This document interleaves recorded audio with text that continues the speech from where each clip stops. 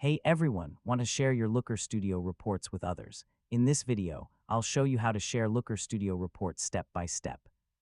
Yeah, sharing reports makes it easy to collaborate with teammates, clients, or stakeholders and provide access to important data insights. First, open your web browser and go to Looker Studio.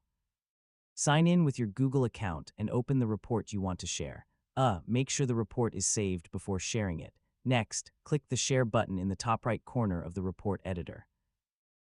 This menu contains different options for giving people access to your dashboard. Now enter the email addresses of the people you want to share the report with. Choose the appropriate permission level, such as allowing them to view the report or edit the report.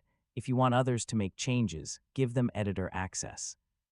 If you only want them to see the information, choose Viewer Access. Selecting the correct permission helps protect your report settings and data. You can also adjust general access settings.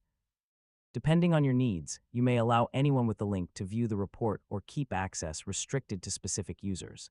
After choosing your sharing options, click Send or Copy Link.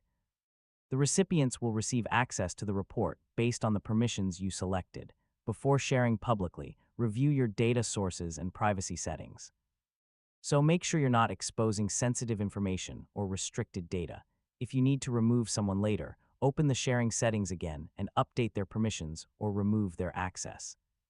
You can also use scheduled email delivery options if you want reports to be automatically sent to users on a regular schedule. And that's how you share Looker Studio reports. With the right sharing settings, you can easily collaborate and distribute valuable data insights while keeping control over your reports. Thanks for watching, and don't forget to like the video and subscribe for more easy technology guides.